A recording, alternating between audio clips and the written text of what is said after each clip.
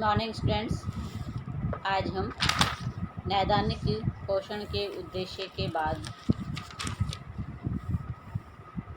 समझेंगे आहार के प्रकार। क्या पढ़ेंगे? आज का हमारा टॉपिक है आहार के प्रकार।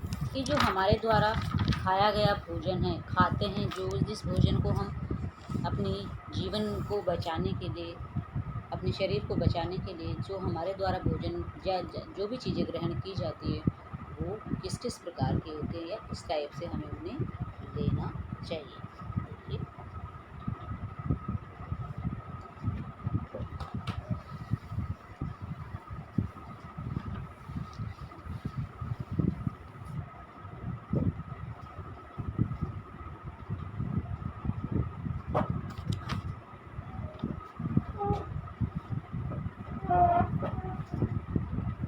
आज का हमारा टॉपिक है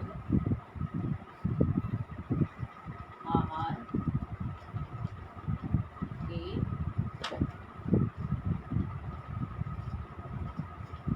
प्रकार। अब देखिए, आहार के प्रकार कौन कौन से हैं, एक बार हम यहाँ पे देख लेते हैं। आहार के प्रकार हैं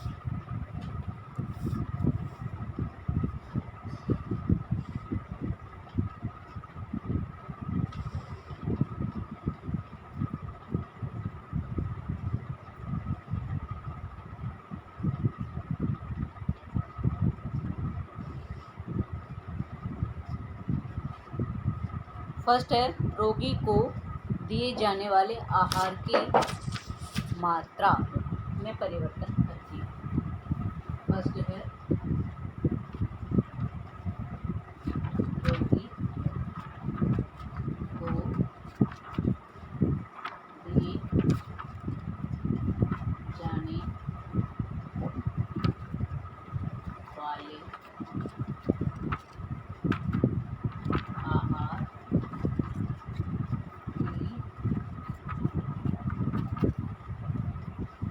मात्रा में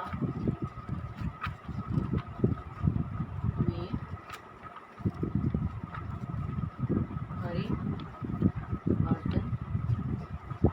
सेकंड है भोजन की सघनता में परिवर्तन। भोजन की सघनता में परिवर्तन।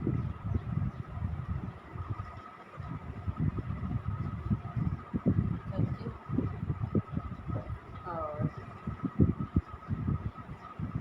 नेक्स्ट है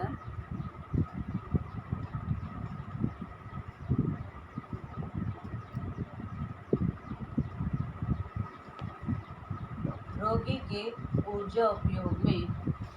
तीसरा, इसमें कई प्रकार के टाइप है, पहले मैं यहाँ पे बता देती हूँ। सेकंड का है तरल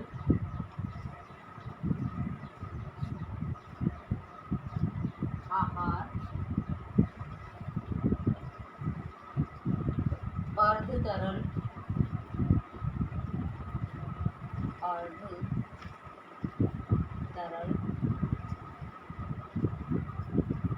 थर्ड है कोमल आहार।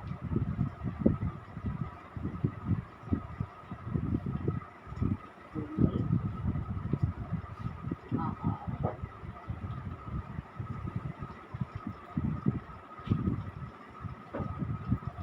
फिर है फोर्थ सामान्य आहार।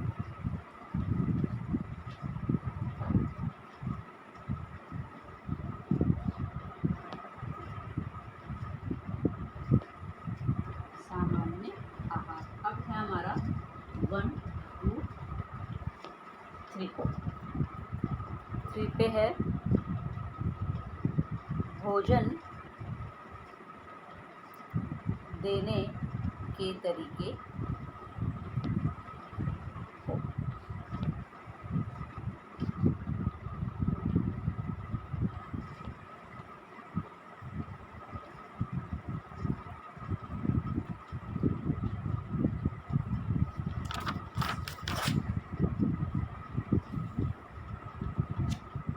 चौथा है चिरकालिक रोगों की रोकथाम।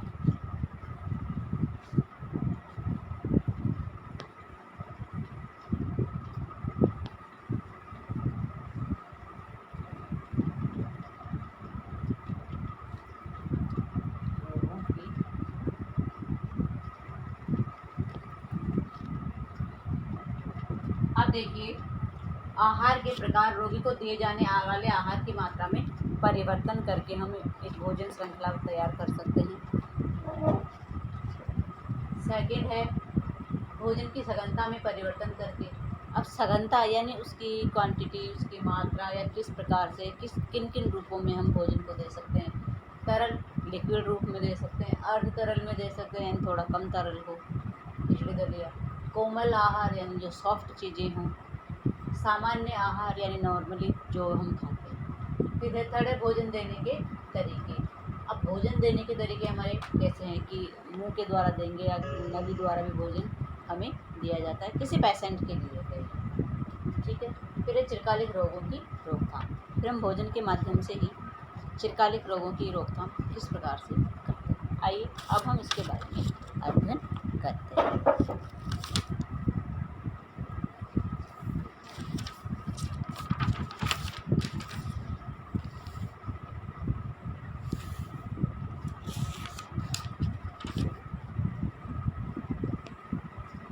सबसे पहले हम जानेंगे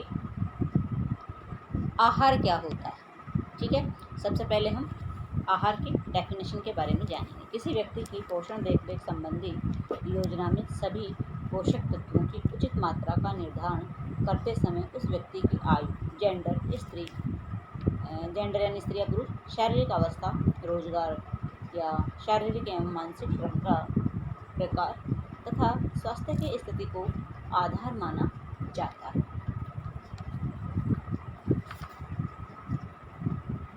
अब देखिए, आहार किसे कहते हैं। ऐसा आहार जिसमें पौष्टिक तत्व उचित मात्रा व उचित अनुपात में हो तथा वे शरीर की दैनिक आवश्यकताओं की पूर्ति करे, संतुलित नियमित आहार कहलाता है। देखिए, आहार किसे कहते हैं। ऐसा पौष्टिक आहार जिसमें उचित मात्रा में, सही अनुपात में सब चीज़ें उसमें व्याप्त हो और वे शरीर की दैनिक आवश्यकताओं की पूर्ति करें। हमारे शरीर की जो दैनिक आवश्यकताएं उनकी पूर्ति करें, सही अनुपात में और उचित पोषण जिसमें हो, आहार जिसमें हो, वही हमारा क्या कहलाता है, संतुलित आहार कहलाता है। फिर है दूसरी डेफिनेशन इसकी एक और है आहार की ही। हम दो रूपों में हम इसको समझ सकते हैं। ऐसा आहार जो रोगी की चिकित्सकीय आवश्यकताओं को पूरा करने के लिए विशेष रूप से समायोजित किया जाता है, संशोधित आहार कहलाता है। आहार संशोधन निम्न प्रकार से किया जा सकता है। अब देखिए, हम भोजन में संशोधन किस प्रकार से करके हम इसको अपने शरीर के लिए ग्रहण कर सकते हैं। तो फर्स्ट वाला हम देखेंगे रोगी को दिए जाने वाले आहार की मात्रा में परिवर्तन करके।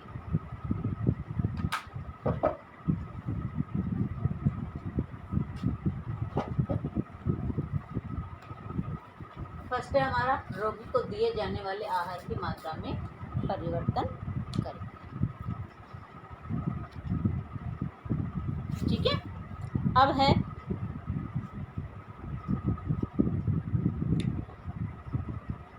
क्योंकि रोगग्रस्त होने पर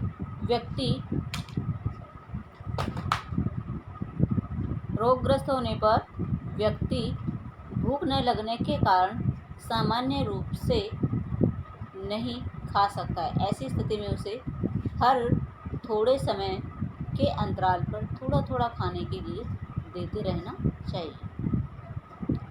फिर यानी रोगी को समय समय पर थोड़ा थोड़ा भोजन देते रहना चाहिए, ऐसा होना चाहिए।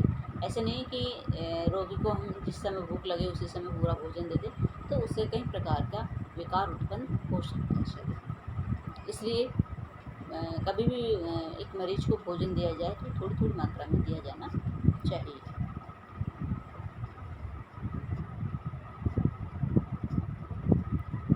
सेकंड, इसमें अपना भोजन की सघनता में परिवर्तन। अब रोगी के भोजन की सघनता में किस प्रकार से परिवर्तन करेंगे? देखिए, फर्स्ट, जब हम रोगी को भोजन देते हैं, तरल एक रोग की अवधि एवं प्रकृति के अनुरूप आहार की सघनता को हम किस प्रकार से परिवर्तित करेंगे? देखिए, तरल आहार में क्या क्या चीज़ें आती है? इसमें तरल आहार।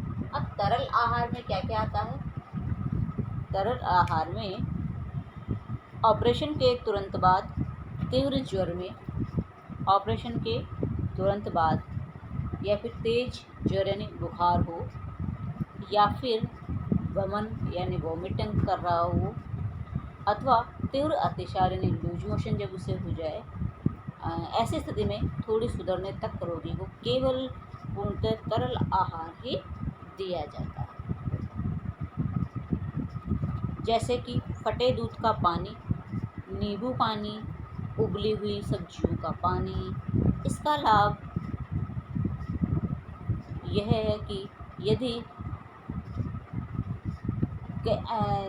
जठरार्थ क्षेत्र सामान्य रूप से कार्य कर रहा है तो पोषक भलीभांति अवशोषित हो जाते हैं। इस प्रकार के आहार लेने की सलाह उन व्यक्तियों को दी जाती है जो सामान्य रूप से चबा या निगल नहीं सकते। हालांकि इसे केवल 1 या 2 दिन तक ही दिया जा सकता है, क्योंकि इससे रोगी को पोषण संबंधी आवश्यकताएं पूरी नहीं होती है। 2 दिन। फिर है अर्ध तरल आहार। देखिए, पूर्णतः तरलता में क्या चीज़ें आ रही है? जूस है, फटे हुए दूध का पानी है, नींबू पानी है, उबली हुई सब्जियां हैं, सब्जियों का पानी, उबली हुई सब्जियां नहीं, पूर्णतः जो लिक्विड होता है वो दूध, नींबू पानी, जूस है, फटे हुए दूध का पानी है, उबली हुई सब्जियों का पानी है, आदि सब चीज़ें बिल्कुल तरल मात्रा में हमें दी जानी चाहिए, क्योंकि रोगी की जो पाचन क्षमता होती है वो बीमारी में इतनी काम नहीं करती, इसलिए हमें लिक्विड चीज़ें ही दी जानी चाहिए। फिर है अर्ध तरल आहार यानी सेमी लिक्विड डाइट। पाचन संबंधी रोग होने की स्थिति में यह आहार दिया जाता है। इन्हें भी चबाने की आवश्यकता नहीं होती है। अर्ध तरल आहार में रेशा व मसालों का प्रयोग नहीं किया जाता है, जैसे उबली व मसली सब्जियों का गाढ़ा सूप, घुटी हुई दाल, आधा उबला अंडा जो बहुत ही सॉफ्ट हो, लेकिन उन्हें हम किसी चीज़ में मिक्स करके उनका यूज़ कर सकते हैं, खा सकते हैं। फिर है कोमल आहार। यह आहार तब दिया जाता है, सॉफ्ट डाइट, यह आहार तब दिया जाता है जब रोगी की स्थिति में कुछ सुधार होता है, परंतु उसका पाचन तंत्र ठोस आहार को पचाने में असमर्थ होता है। कोमल आहार में रेशे अनुपस्थित या मुलायम होने के कारण इसे आसानी से पचा लेता है, जैसे मसले हुए आलू, सूजी की खीर या चावल की खीर, जो भी खीर तो चावल की बनती है, सूजी की खीर आदि, मतलब बिल्कुल सॉफ्ट हो, गली हुई हो, कहने का मतलब गली हुई चीज़ें हो, एक गाढ़ी तो हो लेकिन वो ज़्यादा लिक्विड भी नहीं हो, लेकिन सॉफ्ट हो। फिर आता है हमारा सामान्य भोजन।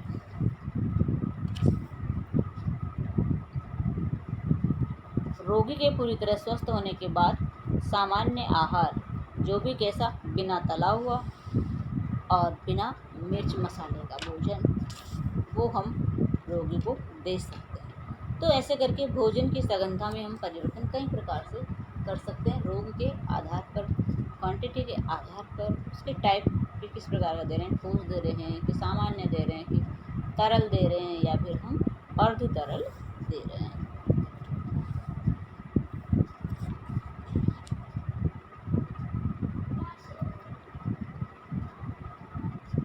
फिर है थर्ड नंबर का टॉपिक, भोजन देने के तरीके। अब भोजन हम किस किस प्रकार से एक रोगी को दे सकते हैं जब वह किसी इस भोजन खाने की अवस्था में नहीं होता है, तब हम उसे भोजन किस प्रकार से दे सकते हैं। देखिए,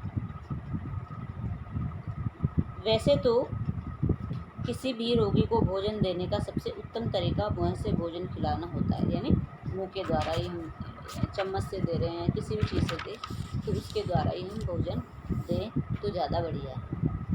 भगवान करे कि कभी किसी के साथ ऐसी नौबत नहीं आए कि उसे नली की सहायता से नोज में नली लगा तो उसको उसकी सहायता से भोजन दिया जाए। जहाँ तक हो सके रोगी को मुँह से भोजन दिया हुआ ही अच्छा माना जाता है। परंतु कई बार ऐसे रोगी भी हो सकते हैं जिनके लिए भोजन चबाना या निगलना संभव नहीं हो पाता है। ऐसी परिस्थिति तब उत्पन्न होती है जब व्यक्ति बेहोश हो या उसकी आहार नली में कोई समस्या, या तो उसे शुद्धि नहीं हो खाना खाने की तो नली द्वारा भोजन दिया जाता है, या फिर दूसरा होता है कि उसकी खाने वाली जो भोजन नली होती है उसमें कोई समस्या हो तो भी वो भोजन नहीं खा पाएगा। ऐसे में रोगी को भोजन देने के लिए दो तरीके अपनाए जाते हैं। देखिए, थर्ड वाले में भोजन देने के तरीके में कौन से दो तरीके अपनाए जाएंगे? नली द्वारा भोजन कराना। अब देखिए, नली द्वारा भोजन कराना, दूसरा अंतःशिरा से भोजन देना, यानी ड्रिप के माध्यम से। दो तरीके इसमें बताया गया। एक तो नाक के अंदर नलकी लगा देते हैं, उससे वो भोजन हमारे अंदर सीधा जाता है। ठीक है, एक तरीका तो ये हो गया भोजन देने का एक रोगी को जब वो बेहोश हो या कोई ऐसी प्रॉब्लम हो। दूसरा, जो हमारे यहाँ पे ड्रिप चढ़ाई जाती है, तो ड्रिप के माध्यम से व्यक्ति को भूख नहीं लगती है, मतलब सारे पोषक तत्व तो उसमें ही ड्रिप के माध्यम से ही उसके शरीर की जितनी आवश्यकताएं होती हैं वो सारी आवश्यकताओं की कमी ड्रिप के माध्यम से ही हो जाती है, तो उस समय उसको भोजन की आवश्यकता नहीं होती है।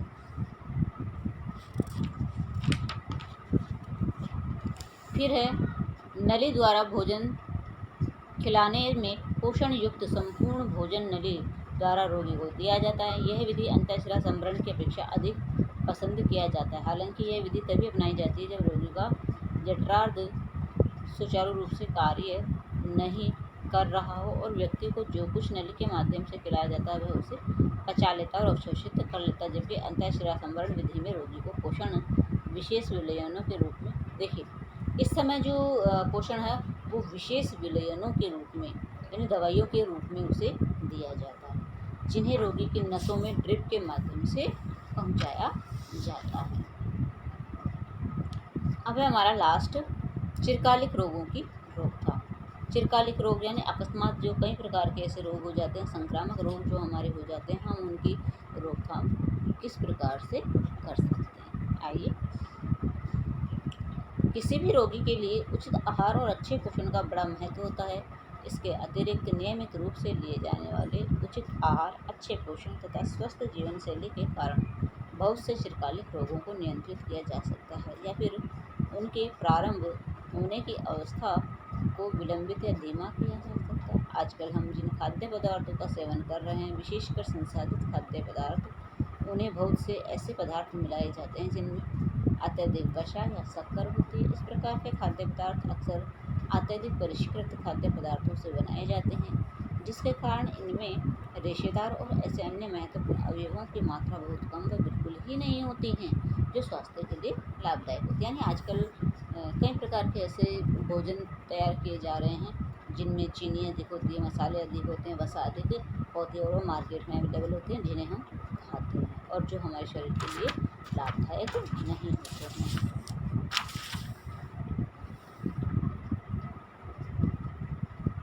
अब देखिए, उपरोक्त आहार संबंधी परिवर्तनों का सबसे नकारात्मक परिणाम यह रहा कि इसकी वजह से कई प्रकार के रोग हमें हो जाते हैं।